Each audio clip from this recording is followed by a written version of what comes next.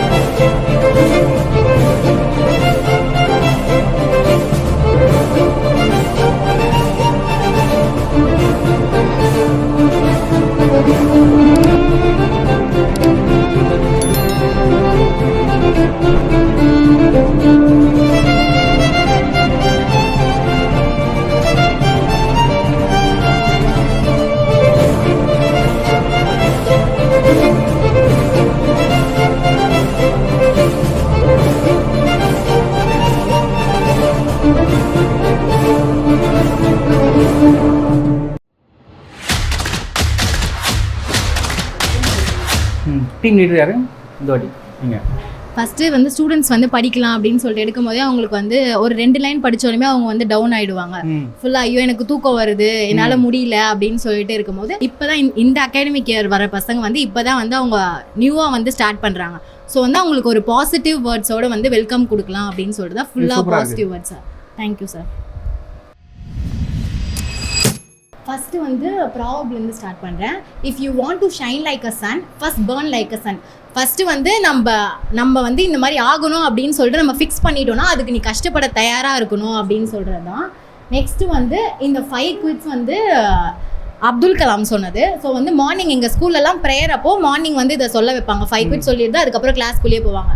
இது வந்து நம்மளால் எல்லாமே முடியும் அப்படின்னு சொல்கிற மாதிரி ஒரு கான்ஃபிடென்ட் கொடுக்கறதுனால இது வந்து இந்த மாதிரி வச்சுருக்கோம். Thank you sir. இதெல்லாம் யார் பண்ணது?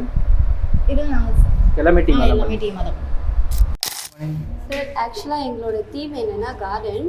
ஸோ ஆக்சுவலாக இப்போ நம்ம படிக்கணும்னா அந்த பிளேஸும் பீஸ்ஃபுல்லாக இருக்கணும், நம்ம ஹார்ட்டும் பீஸ்ஃபுல்லாக இருக்கணும். ஸோ இப்போ கார்டன் வந்து க்ரீன்ஃபுல்லாக இருக்கிறதுனால ஸோ நம்மளுக்கு ஒரு ப்ளசன்ட் ஃபீல் தரும். அதே மாதிரி நம்ம பிபி அகாடமியும் வந்து நம்மளுக்கு ஒரு பீஸ்ஃபுல் பிளேஸ் வந்து கிரியேட் பண்ணி தரும். ஸோ அதை ரெப்ரசென்ட் பண்ணுறதுக்கு தான் நாங்கள் ஃப்ளவர்ஸ்லாம் யூஸ் பண்ணி கார்டன் இவ்வளோதான் சார் எங்களோட இது. இங்கே வந்து நிறைய ஃப்ரெண்ட்ஸ் கிடைப்பாங்க. ஸோ ஓல்டு ஃப்ரெண்ட்ஸ் வந்து கோல்டு, நியூ ஃப்ரெண்ட்ஸ் வந்து டைமண்டு. ஸோ டைமண்ட்காக கோல்டு எடுக்கக்கூடாது, ஏன்னா கோல்டு தான் வந்து டைமண்டை ஹோல்ட் பண்ணி நிற்கிது. எஸ் சார், டைமண்ட் நம்ம நார்மலாக போட முடியாதுல்ல சார். இப்போ ரிங்கே இருந்தாலுமே கோல்டு இருந்தால் தான் டைமண்ட் வந்து. ஆக்சுவலாக இங்கே வந்து ஸ்டூடெண்ட்ஸை வெல்கம் பண்ணுற மாதிரி ஒரு போர்டு வச்சுருக்கோம். இதில் கலர் பண்ணியிருந்தா ஒன்றும் சூப்பராக இருந்துக்குமே மேடம். ஆமாம் சார். டைம் தான் பத்தலையோ? சரி, ஓகே. நெக்ஸ்ட்டு வந்து இது வந்து நம்ம பிபி அகாடமி. நம்ம இங்கே வரும்போது பலூன் எப்படி ஃபஸ்ட்டு ஏர் ஃபில் பண்ணோடனே ஒரு மாதிரி ப்ரெஷரில் இருக்கும், ஆனால் அதுக்கப்புறம் ரிலீஸ் பண்ணோடனே எப்படி அது வந்து ஸ்கையில் வந்து ஃப்ளை ஆகுதோ அதே மாதிரி இங்கே வந்ததுக்கப்புறம் அவங்களோட ப்ரெஷர் எல்லாம் ரிலீஸ் ஆகி அவங்க வந்து மார்க்கை பற்றி எந்த டென்ஷனும் ஆக வேண்டாம். இந்த ஸ்கை இஸ் த லிமிட். அவங்களுக்கு இங்கே வந்ததுக்கப்புறம் லிமிட்டுன்னு ஒன்று கிடையவே கிடையாது. ஸோ ஸ்கையவே லிமிட்டாக வச்சுட்டு அவங்க வந்து அவங்க கோலை வந்து ஈஸியாக அச்சீவ் பண்ணலாம். இங்கே நாங்கள் அதை சொல்ல வந்திருக்கோம். இந்த லிமிட்ன்றதுக்கு வேறு கலர் கொடுத்துருந்தீங்கன்னா சூப்பராக இருந்திருக்கும் சார். இன்னைக்கு இன்டர்ன்ஷிப்போட ஃபர்ஸ்ட் காம்படிஷன். ஸோ நம்ம ஸ்டூடெண்ட்ஸை வெல்கம் பண்ணுற மாதிரி தீம் வச்சு போர்ட் அண்ட் டோர் டெக்கரேஷன் பண்ணியிருக்கோம். ஸ்டூடெண்ட்ஸ் வரும்போதே ஹாப்பியாக ஒன்றுன்றதுக்காக ஸ்வீட்டாக ஸ்டார்ட் பண்ணுறதுக்காக சாக்லேட்ஸ்லாம் வச்சு டெக்கரேட் பண்ணியிருக்கோம்.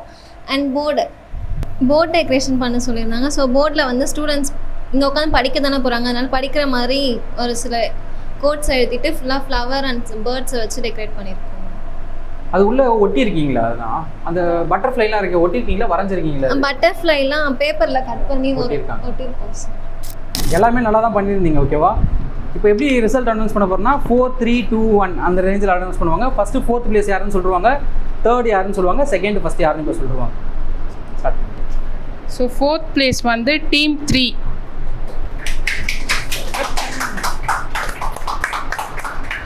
3rd பிளேஸ் வந்து டீம் 4.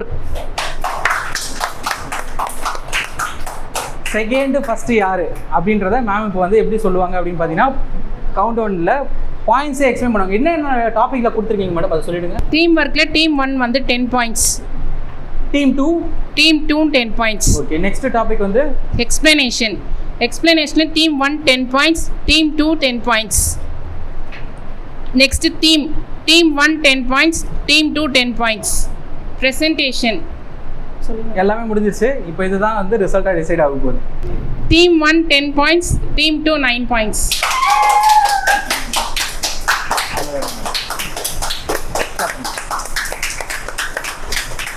போர்டு அந்த பட்டர்ஃப்ளை சூப்பராக இருந்துச்சு. அந்த போர்டு மேலே ரெடி பண்ணி அதெல்லாம் நல்லா இருந்துச்சு. உங்களுக்கு 2 பேருமே நல்லா தான் இருந்துச்சு. லைட்டாக அந்த ப்ரெசன்டேஷனில் மட்டும் ஒரே ஒரு பாயிண்ட் மைனஸ்.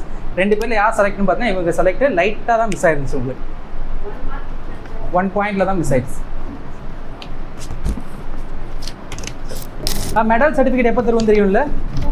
இப்போ எல்லாத்துக்கும் பாயிண்ட் செட் போட்டுக்கிட்டே வருவோம். ஒரு வீக்கும் நடந்து முடிஞ்சோன்னா கடைசியாக ஃபைனலாக எந்த டீம் வின் பண்ணியிருக்காங்களோ அவங்களுக்கு தான் மெடல். இப்போ இவங்க வின் பண்ணிட்டாங்கன்னா கடைசி வரைக்கும் இவங்களே வின் பண்ணி தான் இவங்களுக்கு மெடல் வரும். நடுவில் எதனா ட்ராப் ஆகிட்டாங்க அப்படின்னா சரியாக பர்ஃபார்மன்ஸ் எல்லாம் அதுக்கப்புறம் யார் வின் பண்ணுறாங்களோ அவங்களுக்கு போயிடும். Gift good. All the best.